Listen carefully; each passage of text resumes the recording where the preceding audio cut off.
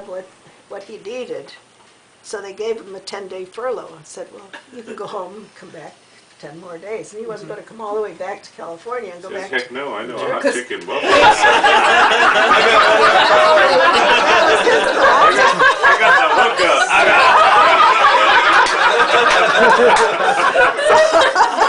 And to go back to San Francisco would have been a drive, right? They didn't fly. Came to Buffalo. Oh, it's the necessity And defense. so that's how I met him. And at the time, Bill was in the Army, but we had a big flat, and we had plenty of room and all. And Jean and I were living together, my daughter, my sister, and I. He stayed there? So he came in. Okay. And each day we went off to do whatever we had to do. She went to work, and I had to work at the. At that time I was in nursing, so I went off to nursing school, and Jean went off to her job at Blue Cross. And I don't know what he did all day. And when we'd come home at night, we'd find that an iron that hadn't been working was now workable. The toaster that hadn't been toasting in a long time was toasting. The lamp that didn't work had a new cord. So whatever he was doing, he was a handyman. Boy, I could use him. I'd hire that man. I only need a week. The funny thing was, the first night he came, we gave him a bedroom. The two of us always slept in the back room, and we had our own room for years and years. And so we gave him our parents' bedroom in the front of the house. And the next morning, he got after the first morning he was there, he said, well, he said, I have a friend in Olean, New York from the Army, and he said, I'm going to go down and visit him. And he said, I'll call you before I go back to camp. And I thought, okay, well, I guess he didn't like us. Didn't make a good impression. So he left. And the next day, for some reason or other, he called and he said, I'm going to come back to Buffalo. I thought, okay, whatever, I don't care. I got another hard He had a room to himself for the rest of the week, and then he went back to camp, and that was it. You didn't go on any dates that week? No, we went out for dinner one night, I think. He wasn't one to go run around. We found out. He was a homebody. It wasn't a partier. No. So anyway, he went back to camp, and then I had a birthday came up about 3 or 4 months later, and he invited me to come down to the camp. They had a nice visitors section there, so I went and stayed with another young woman who was visiting at the camp and spent the weekend there, and then back to Buffalo. Then it was time for him to come back to California, and he stopped off on the way back again for a couple of days. Came back, and that was it. And I thought, well, goodbye. Easy come, easy go. That was it. Go away. California, forget it. But within about, I think maybe 6 or 8 months after that, the war in Japan ended, and he was one of the first ones who had signed up. So he was one of the very first to get out. And he called and he said, well, I'm in San Francisco. I'm going to spend Christmas with my family. He said, then I'll be back there for New Year's. So he came back to New Year's and asked me to marry him. Holy shit. What'd you say? I did.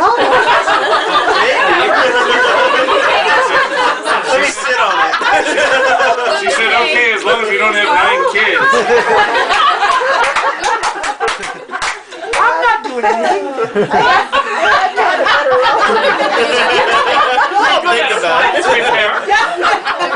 that was it. Yeah. Why did you say So yes? anyway, Why did you say yes?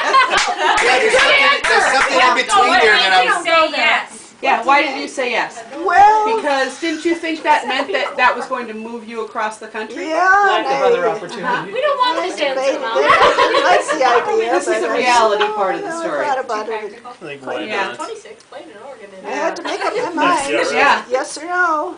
Yeah. Strange men stay in So, And tell us about the drive across the country. Come on. You drove? Yes. You didn't hop on a plane. First road trip. You drove. That's a good test. Yeah. So where did you get married, Mom? In Buffalo? You got married before you came. Was anybody from Dad's family back?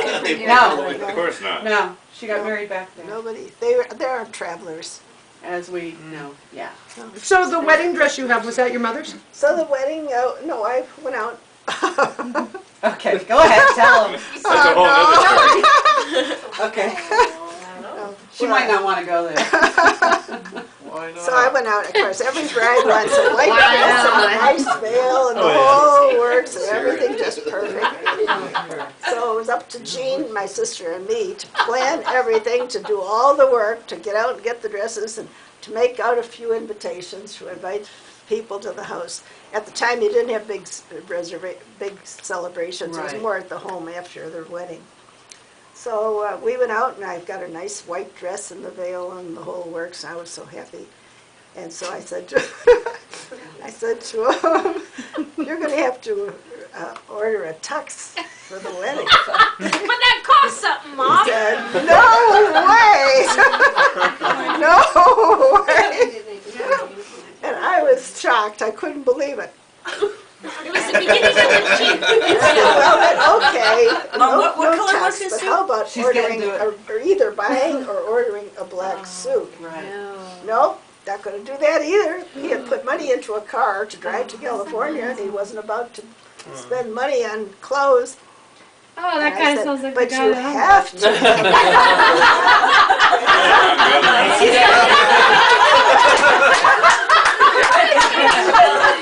Don't ever marry a cheap Italian.